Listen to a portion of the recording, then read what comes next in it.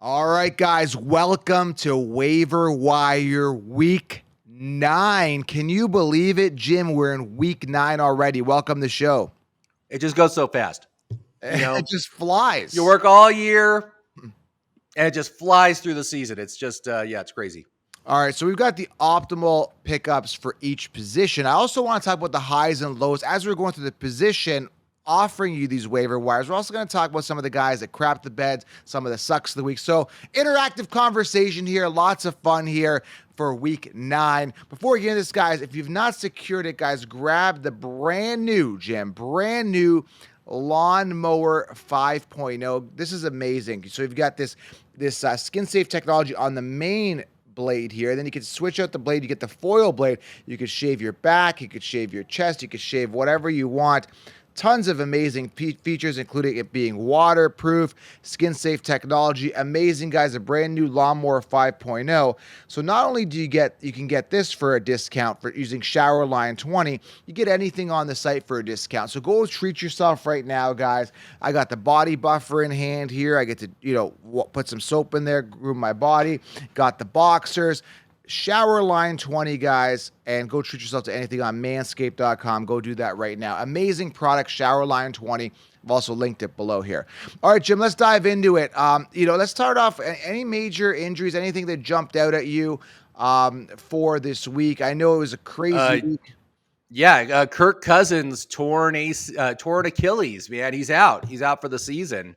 So that is a big loss, and that's also a huge loss for the Vikings team. I mean, I don't even know who the backup is. I got to look that up, but nobody cares. But this hurts. Not good. This hurts Jefferson, and it might hurt Addison too, because I'm an Addison owner, and I was very happy when Jefferson went down because I could fire up Addison. Joe, you're so mean. You hate injuries. Come on, man. You cannot deny that you are happy when your player gets playing time. You don't necessarily wish bad injury-wise on a player, but you're happy when your player gets playing time. Now, Montgomery's gone. Jameer Gibbs is ready to play this week.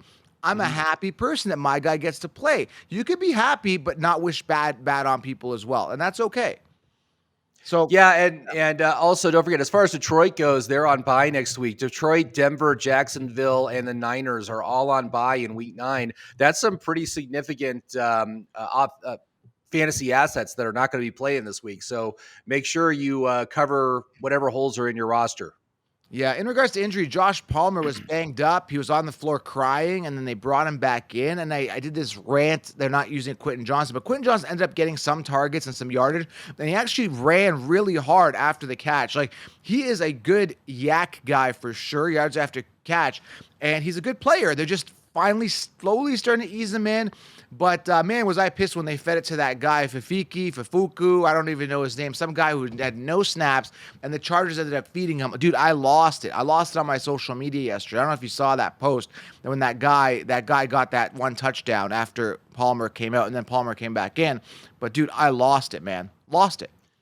Yeah, that's that's par for the course for you with Quentin. I didn't start Quentin this week. I just want to get him going at this point, man. I want to get him going. Right. He's a first-round pick. Let's get going. Mind you, I had it was a disappointing week for a lot of rookies. I Flowers didn't do much. Rashi didn't do much. It was it was kind of I had them both started in other leagues. I think they each scored like 6 points or something like that. It wasn't good, and I don't even know what's going on with the Chiefs, man. That was a beatdown they took yesterday. But I still think we're doing a show. If you guys have not subscribed, go to the Joe Camo Show, JoeKhamou, Joe Camo Show. I'll link it here below as well. Subscribe to my new talk show. I got a guy talking about the fix being in.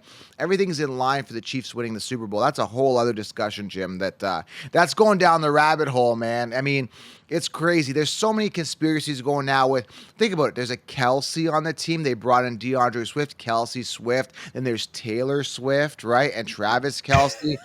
You know what I'm saying? There's some things. It's funny on Netflix. They've got this documentary about David Beckham, and back in the early 2000s, he had a big thing with Posh Spice from the Spice Girls, and I'm like, oh, Kelsey and Taylor Swift. That's this generation's David Beckham and Posh Spice. It's the same thing. It was really kind of funny watching that. But it's just the same thing all over again. Well, they'll do anything for the bottom line and draw more people for sure. All right, let's start off here with the quarterbacks here. Who are the? Let's start off with who to pick up off the waiver wire for quarterbacks. And the first one that jumps out is Will Levis, man. What a game! And then we'll talk about some highs and lows at the quarterback position for this week. So yeah, Will Levis is the one that jumped out on me, Jim. What do you think? Yeah, I don't know how they can give the job back to Tannehill after that sort of performance. He does have a pretty tough matchup in Week 9. He's at Pittsburgh. Yeah. So, and we've seen a lot of this where like the backup quarterback comes in and does really well, but then the following week he totally craps the bed, and I think it's because they've got film on him and they're able to scheme for him. So, I don't want to get too excited about it, but the dude did get 30 fantasy points, 4 touchdowns, just an outstanding debut. Yep. Outstanding. It's exciting to see that because, you remember that he was all at the draft on the first night because they everyone say, oh, you're going to get drafted in the first round. And then it didn't happen. It was like this big embarrassment. So for him to come out and perform as well as he did, that was a great thing to see. And certainly has a great connection with DeAndre Hopkins. Shoot, man, that guy was tearing it up yesterday. Yeah, and I think he steals the job. I mean, do you bring Tannehill back after a performance like that? I mean, you just don't, do you?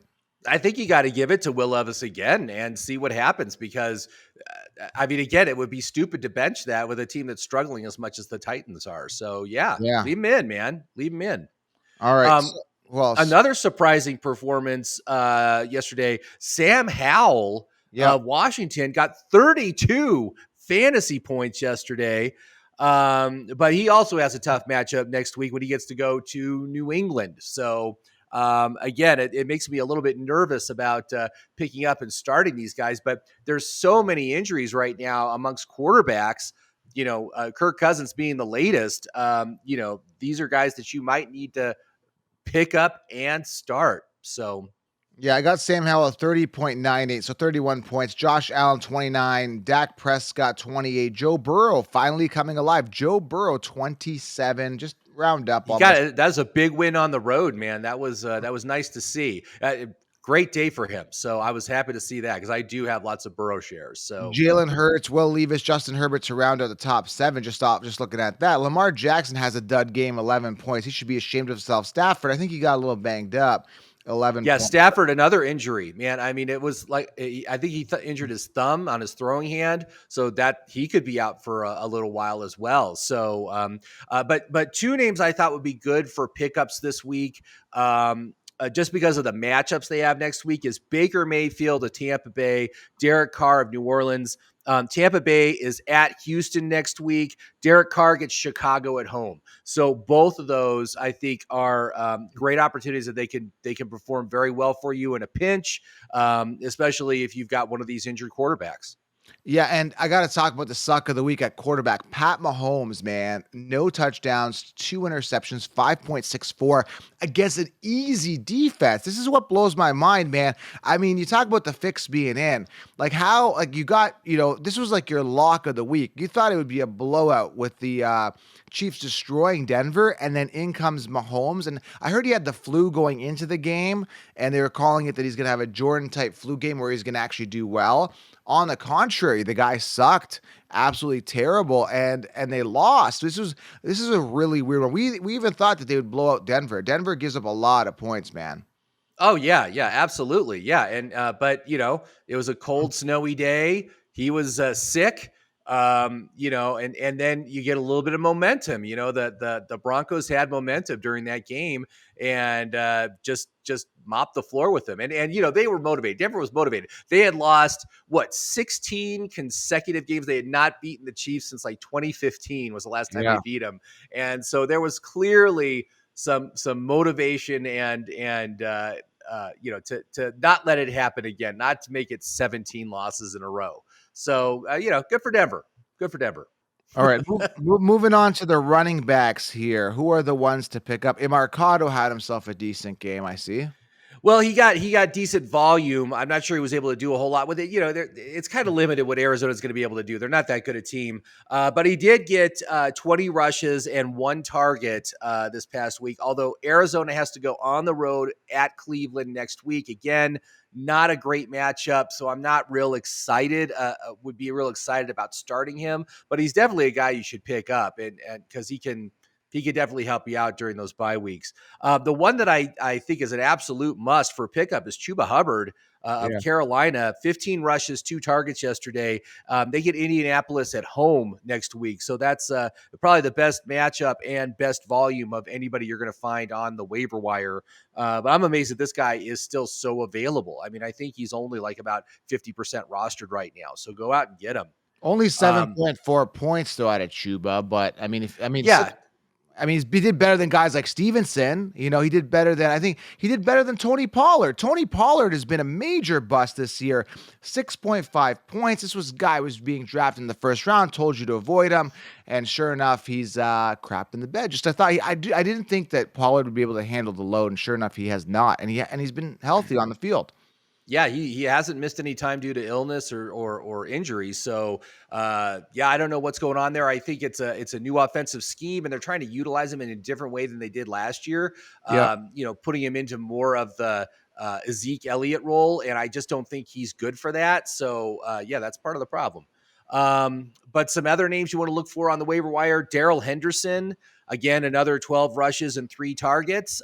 They are at Green Bay next week, so that should be a pretty good game for him. Yep. Pierre Strong of Cleveland, he was the beneficiary because Jerome Ford was injured.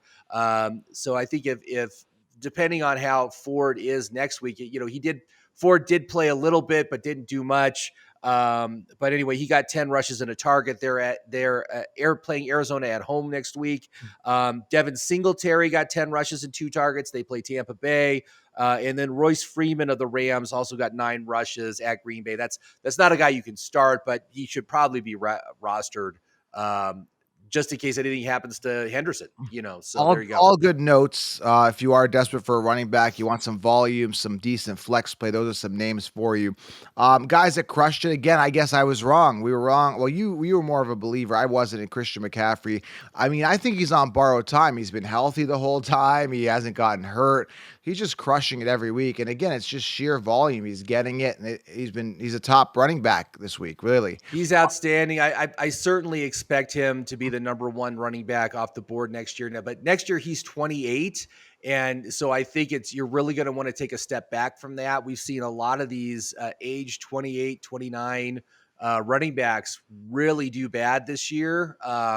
And so, it's one of those high impact positions. They're getting hit every single play, and that wears on the body, but yeah, I mean, CMC he's outstanding, man. He just looks so damn good when he's out there. I'm just like, damn. yeah. I mean, I wish I had him in a couple of leagues, but I don't. So I guess it's time to say I was wrong on Christian McCaffrey. We'll see if he finishes the season. We're, just over almost halfway there. I mean, I really doubt he'll finish the season, but we'll see. Gus Edwards, man, had the game of his life. 29.4 points, 3 touchdowns. I mean, what the heck happened? Gus Edwards? I was cruising towards an easy victory with my best team, and then this guy comes out and scores 30 points, and that is of course the gap I have to close tonight. With I have 3 players playing tonight, and I think I'm pretty much good to win, but it still makes me more nervous than I should be. He should have only gotten about 10, but yeah, he got 3 touchdowns. Alvin Kamara, ATN, another guy I was wrong at. Now, this is another thing that pisses me off. I wasn't playing ATN, but I can imagine you being pissed off because he was out of the game. His ankle was messed up. He limped off. Sure enough, he comes back and scores a touchdown. Imagine how pissed off you'd be if you were playing against him. That's the type of stuff that really gets under my skin with fantasy. Like, dude, you're out of the game. Even those mainstream Conchipsis guys, those news reporters were like, yep, he's out of the game, questionable to return. He limped off the thing. And then literally, I guess he's afraid to lose his job to Tank Bigsby or something, comes back immediately after and just sprints for a catch and run touchdown and just blows up and takes off. 25.9 points, man. Unbelievable. Yeah, he's great. And we figured he was going to be great. Just based on the volume, that he's going to be the number 1 running back on that team. But yeah, I mean, again, the injury bug hasn't happened. And here's the thing, man. If he had stayed off, you would have been like yelling at him for get back on the field. Come I on, it's didn't just own an her. ankle injury. Get out there. I don't own him, so I don't care. Yeah, so you got to give him props for that. That's a good point. Yeah, yeah. You can have it both ways. And then Austin Eckler, man, he had a good game, but he's been crap all year. He hasn't been on the field. The last 2 games he's been back. He's been garbage. And if you look at his stats, man, 1.9 yards per carry. So, Right. yeah, he's doing it in fantasy, but in reality, he sucks. Like 15 attempts, 29 yards, 1.9 yards per carry. That's Yeah, I mean, the way he's making it is on the receiving game. What did he get? Like 12 targets yesterday or something ridiculous? I got him for 8 targets, 7 receptions, Oh, 94 yards and touchdown. Now, mind you, I don't care. I've got Justin Herbert, so that helps me, but it's just like, it's weird. Like he just, again, if had that not to have that catch and run, he wouldn't have had a good week at all. right. Brees Hall, good. Joe Mixon, Javonte, Rashad White. And we talk about Bijan. Let's talk about their volume because that was a big issue going last week. And still, man, still, only 11 attempts, 8 attempts for Algier. I saw Patterson out there a couple times, 2 attempts. Like, I mean, you guys were down and you're playing Patterson. I was like, dude, what are you doing? It's finally catching up to them. They lost, which was really good. That's what I like to see. Yeah, they lost. Yeah, they've lost 2 in a row at this point. I mean, and just bad, stupid losses. And again, at the end of the game, Algier was in. It wasn't Bijan. I'm like, get Bijan in the game. At least he got the touchdown, but even so, he what 12 points or something yesterday. Yeah, It wasn't saved that by that great. touchdown. Saved by that. I mean, if that's the touchdown, it would have been a really rough game, man. Really rough. Right. Right. 12.2 points. Real quickly, a couple guys that crapped the bed. Stevenson, as per usual. Tony Pollard, 6.5 points. We talked about that. Who else is there? Tajay Spear. Pacheco, only 6.7. Again, Walker, 8 points this week. You know who ran pretty well when he caught the ball, when he went with it, was Zach Charbonnet. He only got 5 attempts, but the guy ran for 10.6 yards per carry when he touched the ball. Only 8 points. Yeah, he looked really good. He looked good when he touched the ball. So this Yeah. is what I'm talking about. Like, so many people are really good, but they never get the opportunity. Like, there's always somebody in the way. Like Walker's in Right. the way, right? Like, so Well, again, Walker ripped off like a 54-yard rush yesterday as well. So he looked good. He just didn't get a touchdown. no, he that only was had 8 disappointing. points. 8 points on the week, so not the Yeah. greatest. So those are your running backs here, right? Let's move on to wide receivers. Who are we picking up off the waiver wire for wide receivers? Well, my top pickup was KJ Osborne, but then, of course, Kirk Cousins got injured. So I'm not sure I'd want to pick him up, but he did get 10 targets yesterday. So clearly he's a big part of the offense with Justin Jefferson out. Jefferson is out for at least another 2 weeks. Yeah. So there's something, he could be something there. They're at Atlanta next week, so not a bad matchup either. So he's a good one. Jahan Dotson, again, continues to be widely available on waiver wires. Also got 10 targets, but they're at New England. Again, another tough matchup. Romeo Doubs got 9 targets yesterday. They are playing the LA Rams at home. So I'm guessing probably a negative game script. And, is he the primary receiver there? It kind of seems like he is. It's not Christian Watson. Christian Watson isn't getting the volume. Yeah. Josh Downs of Indianapolis, man, that guy looks great. What a great rookie, man. He looks really good. 9 targets yesterday. They're at Carolina next week. Here's a name I've never heard of. Demario Douglas of New England got 7 targets yesterday. They're playing Washington. And then an oldie but a goodie, Jamison Crowder of Washington got 7 targets yesterday. He sucks. They're at New England. So, there are some decent volume plays here. And again, everybody's got holes on their roster, and with the bye weeks and stuff, you might need to pick up one of these guys to help you out on the bye week.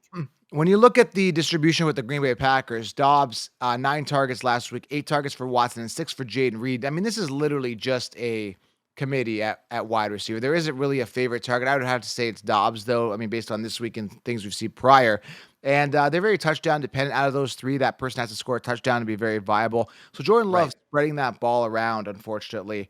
And that's kind of what we anticipated prior to the season. You were paying that early draft capital for Christian Watson, and Dobbs was that value pick later. I'm like, hey, you might as well go for Dobbs later because we're uncertain here, and Dobbs has been, a better return on investment based on draft capital. Taking a look at some of the guys that crushed it, man. I mean, who would have thunk this? Like Hopkins, number 2 amongst wide receivers, this is including Sunday games only, not the Monday, but 34.8 points with Will Levis. I mean, you and I were joking about this prior. We're like, we haven't seen Levis, and there was supposed to be a committee with him and Willis going back and forth, but Levis did so well that they just kept him in, no doubt. I wouldn't bring in someone else and ruin the hot hand. Yeah, I can't believe they would even bring in Malik Willis. He can't do anything. So I see why they abandoned it very quickly once Will Levis was able to be productive. So yeah, but Hopkins crushed. I mean, the guy that finished number 1, including with Sunday games and Thursdays, 41 points for CeeDee Lamb going off, Jim. Man, that's unbelievable. 158 yards, 2 touchdowns, just went off. CeeDee looked great. He looked unstoppable. So that was good. AJ Brown, Tyreek Hill, Jamar Chase. I mean, these are the names that should be on top. Waddle had a good one, Dotson a surprise. And I messaged you about this guy. I've got no Olave stock. I know you do. But what a pest Rashid Shaheed has been. 24.3 points. He's the wide receiver 3 on the team, and he's outperforming the wide receiver 1, 2 sometimes. It's ridiculous, dude. And he's getting those huge explosive plays. Like, he doesn't get that much volume, but he's getting the big 50-yard bomb, for a touchdown. And but it is Olave. It is very frustrating with Olave because he's getting volume, but he's just not getting a lot of production out of it. He's not getting touchdowns. I think he's only gotten 1 touchdown this year. It's very, very frustrating with Olave this year because he's got it. He's the number 1 receiver on that team. He's the number 1 volume guy, but he's just not doing much with it. So that's disappointing. Couple notes here I want to make here. Calvin Ridley actually had 14.3 points. He actually had 10 targets. So Calvin Ridley was targeted more finally, but still didn't really crush it. Quentin Johnson, 10 points this week. Just want to make a note of that. Chris Olave, we just talked about him, 9 points. He crapped the bed here. DJ Moore, just under 10 points, crap in the bed. Rashi Rice, crap in the bed here. Juju, I think he got a touchdown. Juju got a touchdown, so he's probably fine. But I mean, who in their right minds is starting Juju Smith-Schuster on any given week? I mean, that guy's a guy that if he does go off, he's sitting on your bench. He didn't do anything for your team. So I just wanted to highlight that, and then Julio Jones on his newfound team, Philly, he ended up getting 2 targets, 7.8 points. Reception here and there. Nothing. I wasn't expecting anything out of him anyway, but he's just riding the team, trying to get a Super Bowl run. And then when we're talking fixes in, I again, they're saying Eagles, Chiefs, final Super Bowl, Kelsey versus Kelsey brothers. I think that's what they're building for. So I'm going to be covering that on the Joe Camo Show. So make sure you guys are following that for real sports talk. So it'll be good. So let's move on to the tight end position here. Any tight ends we should be grabbing here, Jim? Not a whole lot, but the big name, man, you got to get Trey McBride. Since Zach Ertz went out, this guy's been a monster, man. 14 targets this past week. Of course, Arizona's at Cleveland. Very tough matchup this next week. But shoot, man, with that kind of volume, that's unbelievable. That was huge. Translates to 25 points, man. That was pretty remarkable for this week. Monstrous performance. And he was the guy I was talking about preseason, but I kind of backed off, given that Ertz was there and Ertz was healthy, and all this stuff. But shoot, as long as Ertz is out, this guy's going to be massive. And so that's at least another 2 to 3 weeks. So that's good. Logan Thomas also continues to do very well in Washington, 8 targets this past week. Again, they're at New England. David Njoku is a guy who hasn't done crap, but the past 2 weeks, he's gotten some pretty good volume. 8 targets this past week. They are playing Arizona, so that's a good matchup at home. So I think he's going to continue to do pretty well. And, of course, we don't know what's going on with Deshaun Watson. Will Watson be back or no this next week? But at least with PJ, who is it? PJ O'Rourke, I want to say, is the quarterback. Is that Walker? PJ Walker. Thank you. Yeah. PJ Walker. They have a real good connection, so that's good. And then finally, a guy who's I've been off and on all season, Cade Otton of Tampa Bay. He did get 6 targets this past week, second week in a row when he's gotten 6 targets. For me, that's the threshold for a tight end. But they are at Houston next week. That's a pretty good matchup. So that's another one I would consider picking up if you need a tight end. Some sucks of the week, 6.5 points to Kyler Pitts, Hunter Henry, 5.8. No one's expecting much out of him. Yeah, I mean, there isn't anybody that really crapped the bed. I mean, again, with tight ends, you get what you get. You get your 10 points, you move on. Again, Kyle Pitts, 6.5 points. That was kind of like the low. Mark Andrews had a tough matchup versus position, still managed to get 14 points. Dalton Kincaid really kind of step it up here, 17.5 points. And Cole Kmet, 17.9. So just some highlights there at the tight end position. But Trey McBride, George Kittle, Hawkinson are the top 3 tight ends, points-wise, including Thursdays and Sundays games. All right, let's move on to the defenses. Any good defenses to stream this upcoming week? Yeah, so I was looking at matchups, and the ones, I think the best matchups we got this week, you got the Rams at Green Bay, so I think that's pretty good. We got Vegas is playing the Giants at home, and oh my God, that Giants-Jets game was possibly the worst game I've ever seen. And the fact that it went to overtime, it was like torture. But you got to give, I know you're not a fan of Zach Wilson, but you got to give him credit how he came back near the end, got him into field goal position with 1 second left, pushed it into overtime. That's impressive. Yeah, and then they won in overtime. That was great, but God, it was awful. I mean, it was just so bad. But, I mean, like I said, I think Vegas is a good pickup because of the matchup. Indianapolis is at Carolina. And then the Chargers are playing the Jets, are at the Jets. So I think all those defenses are worth considering for a pickup if you need a defense this week. Wild week 9, man. Again, won my weeks this week. I'm actually in the lead, and I'm going against. I'm in the lead. I 112, 110 in this one league points wise. He's got 0 to play. I still got Gibbs in that league and someone else, I think. Yeah, I think Gibbs and Goff is in another league. So I'm looking good, man. I'm looking really, really good. Yeah, that's great. That's great. Yeah, and like I said, in my best team right now just played the top point getter in the league. So I'm number 2 in points. He's number 1 in points. And like I said, I got to score 30 tonight, but I think I could do it because I got 3 players playing. I got Amon-Ra, I got the tight end Sam Laporta, and I've got Jacoby Myers. And so I think between those 3 guys, I should be able to score 30 points in a full PPR league and secure the victory, which will propel me into the number 1 spot. And I think I might even beat him in points now. I might be ahead of him in points by the end of the night. So we'll see what happens with that. But anyway, I stand corrected. I'm up 112 to 104. I got Jahmyr Gibbs and Laporta in this league, and I got I had Justin Herbert started in this particular league, so it wasn't the Jared Goff league. So yeah, I'm in. He's got 0 to play, and I'm already up 10 points. Oh, so you already won. You already won. Congratulations. But I want more points. I'm getting greedy. Of course. I want Jahmyr Gibbs to go off because now this is where we got a question. Jahmyr Gibbs goes off today, right? Let's say he goes off. Right. And again, he went off last week against a tough defense. Now he's got an easier matchup. And he goes off. Let's say he puts up 30 points. He gets 2 touchdowns, goes off. David Montgomery comes back. They're probably going to plug Montgomery in as a starter. That's going to be really annoying to see, knowing that Jahmyr Gibbs had 2 amazing weeks. That's going to be hard to watch. Well, yeah, that's not, I mean, first of all, they're on bye next week, so it's not going to happen until week 10. But I think hopefully this will secure more volume for Gibbs, as he does deserve it. He's a very talented guy. All eyes are watching tonight. This is what I like, primetime Gibbs. This is going to be great. I can't wait to watch this. Yeah, I'm excited too. I think it's going to be a good game. So yeah. And Laporta prime time. So yeah, we're going to be all over social media tonight, screaming and yelling for my guys, my boys. Yeah. Laporta's been just so fantastic this year. What a revelation he has been this season. Isn't he like a top 3 tight end right now? Let's take a look. I mean, not including this week, but as of last week, I think he was a top 3 tight end on the season, which is just unbelievable as a rookie tight end. I got him at number. Well, again, I think it's including the points of this past week, which he has. Yeah, so he's number 6 right now, and I think that may be including, like I said, the points right now, like because they've already played. So yeah, he's like a top 5 tight end, easy. Yeah. So that's very exciting, very cool for the future. So I called it. There you go. You did. You called it. I was suspicious of that, but he's been excellent. So all right, Jim. Well, that's it, guys. Week 9, NFL Week 9 waiver wires here. There's your full NFL recap there. We had a lot of fun here. Jim, thanks for coming on. Guys, go stay sharp on the wire and make sure you start your starters, the guys that have been producing consistently over some of these 1-week waiver wire wonders. So be aware of that as well.